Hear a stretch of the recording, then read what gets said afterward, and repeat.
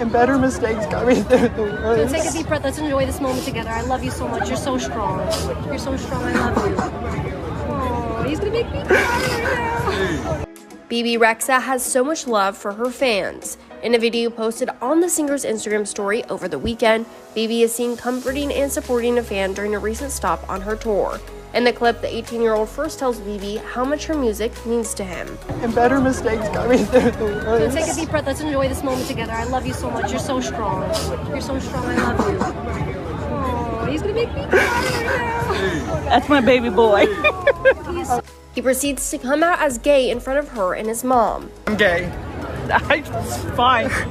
That's absolutely fine. I still love you. Oh my God. I still love you. It's no surprise the fan resonates so much with the singer's music. It's clear that is important to her. Back in April, the 33-year-old sat down with Access Hollywood's Scott Evans and got candid about her new music. We got to start with the album cover. I want to just know, first album name, Bebe? Yes. First one? Yep. But the look that you're giving us. I know, right? I mean, it's I love 70s glam through and through. What was the inspiration for you in this album cover? Definitely a little bit of Farrah Fawcett. Okay. A little bit of Bridget Bardot. Ooh. Just wanted to keep it all, face. Yeah. Yeah. It's so good. Thank you. Tell me, when you look at this image though, right? Like, 'cause you've seen, like you've done photo shoots, you've killed it on red carpets, award shows, concerts. When you look at this, like, how do you feel about it? I think it's pretty. Pretty? I'm my own worst critic. I'm I never know. happy, so don't ask a Virgo what they think about anything about themselves. I'm never happy. I love you say, I think it's pretty, or whatever. Yeah, or whatever. It's gorgeous. Thank Tell me about the album. Like, this is a different direction for Yeah. you. It's a lot of up tempo. I wanted that. But you also sneak in that we're still talking about real stuff. Yeah. I wanted to, I'm definitely in a much happier place in my life. Okay. I wanted to name the album Bebe because I wanted people to learn more about me and know who I am outside of just the music or the songs. Right, right. So I wanted to name it Bebe. I was very inspired by the 70s, but also a lot of dance music, especially with I'm Good. We had written this project, we had started it, and we were in the 70s world, very inspired by Fleetwood Mac, disco. Yes, come on. And then I'm Good happened just out of the blue. What? Yeah. Out of the blue? Yeah, you didn't know about that? You don't know the story? Wait, no. Tell me the story, because how did it happen just out of the blue? Because you're someone I know that we had written it 5 years ago. Right. And we just wrote it for fun. We didn't expect anything out of it. Right. And David played it at a festival. And somebody took a little clip, posted it on YouTube, and then somebody took that clip, posted it on TikTok, and then 5 years later it blew up. So I'm already working on this 70s dance project. It has the good thing is that it had dance elements to it. Yeah. There are some empowering tracks and self-reflective tracks about change. Of course. But there's a lot of dance, which is, I'm like, how can I tie I'm Good into this album? Because like, that would be crazy not to put this hit on my project. Oh, you know? 100%. Right? Yeah. So what a blessing that song has been. Really? Yeah. What I love is that for you, because you are a songwriter. Yeah. Like, you're constantly just creating. Yeah. But you don't dictate necessarily when it's got to be, where it's got to be. You let that kind of flow. I just write. I started as a songwriter, and I just write. Like, I just love creating songs. Yeah. Because you never know. Every day that I write, I go home and I like to write at night. Mm-hmm. Every day I write, I'm like, this could be another one or not. But 99.9% is not. 99.9% is not. In a week. That 0.1%. In a week. Yeah. How many songs do you write? I probably write a song a day. A song a day. Yeah. And you're saying maybe 2 if I'm like really inspired. Maybe 3 if I'm like really on one. See, I was like 1 a day. You was hitting the magic number. So you could write up to 3 songs in a day? Yeah, if I'm really inspired.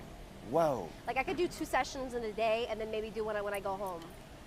That's incredible. When I wrote Meant to Be, it was the second song I had written that day. The first song I wrote that day was terrible.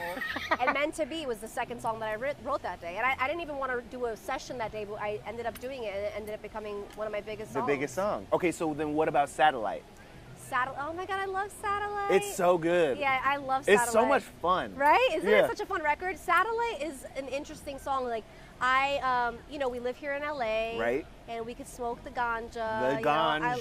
I love smoking sometimes. It's fun, you know. Yeah. When I'm like I'm an adult now. When I have a long day, people like doing a glass of wine. I personally don't love drinking. Okay.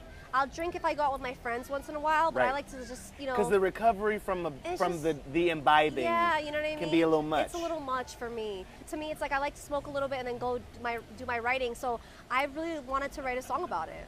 So we wrote a song called Satellite. So Satellite. Higher than a satellite. So then at what point did you approach Snoop? Well, who else would be? Like, there's no other person that would be better for the song. No other person. So what I did Maybe is Wiz Khalifa. oh, maybe Wiz. I didn't think about that.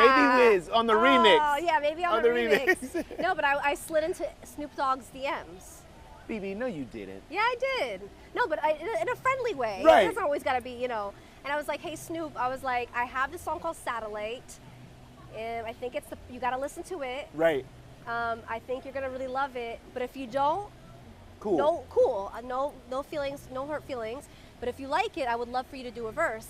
And he called me at 7 a.m. the next morning with a blunt in his hand. 7 a.m., 7:06 or something. Blunt in his hand, and he's like, check your email. And I'm like, what? I checked my email. He sent me the whole verse and everything. You're kidding me. Yep. What? And so then at what point did and you know, say? Snoop charges a lot for his tracks and He stuff does like not that. play about the money. He is a big fan of the song. He Looked did this, out. He did this one because he loved it. That's amazing. Yeah. So then you didn't even have to talk him into being animated for the Oh, music no, video. It was so fun. So, He loved it. He when loves you it. see his face, it's like, of course, this is Snoop. It's a cartoon. I love it. I love it when he's doing the little crip walk or something like that. I was dying laughing. So who else is gonna be your guide in space? He but is so Snoop? fun. Snoop is he's such a cool person. He's so chill. Just being on set with him, we shot the little beginning of the music video. Yeah. He's so kind. He's so he's such a gentleman to my team, and he's just he has so much. He styled himself. He Right. has such a good style. He's just such a vibe. I feel like it's the perfect festival song. Yeah, you I know. want to see you perform that at a festival. Just having a good time, you know, vibing out. The most important thing about the song is I just want people to listen to it, and aside from the lyrics or what it's about, when you listen to it, it puts you in a good mood. Like when I listen to it, it just puts me in a happy mood. It's like a feel-good mood. And then when Snoop comes in, it's just, to me, it's like one of my favorite songs on the project. It's so much fun. I love it. But I'm gonna be honest with you, Seasons? Oh yeah, Seasons, yeah. Dolly Parton? Crazy. How did you even, because I know that she has been someone who has inspired you for a long time. I know that you've looked up to her for a long Yeah. time as a singer, a songwriter, a musician in this business, a badass woman in this business. But how did this collaboration come to be? I actually had my friend. If you say you slid into her DMs, BB, we gonna have a problem. No, I 'Cause didn't. know I did not slide that- into Dolly Parton's I know that DMs. Dolly is not on Instagram like that. She actually is low key. I feel like. Is she? Yeah, she is. Let me find out Dolly Parton is on Instagram. Yeah, she actually has she posts and everything. Yes. It's amazing. I actually sent it to her engineer, the guy who records her vocals. Okay. My friend knew her engineer, and I went through my friend and to the engineer. I hustled my way onto that one too. Yes. But I am such a fan of Dolly. You know, I'm such a big fan of Dolly's. Just not even just as an artist, but just what she stands for. Her songwriting. She's just such a. Getting to shoot the music video with her was so amazing. What was that like? Oh man, like I was so nervous. You were? Yes, I was so nervous. You've but worked with everybody in this business. I know, but she's an icon. You know, she is the moment. She is an icon. Yeah. She is just so special, so funny, so like she's just it. Like I don't know. For me, I grew up listening to her like Of with my course. family, so I love her. So I was so nervous working with her. She had like 6-inch heels on, her corset, her were like nice and perky. I was like, I want to be like you. Yes. I want to be like you. Like you are goals. Who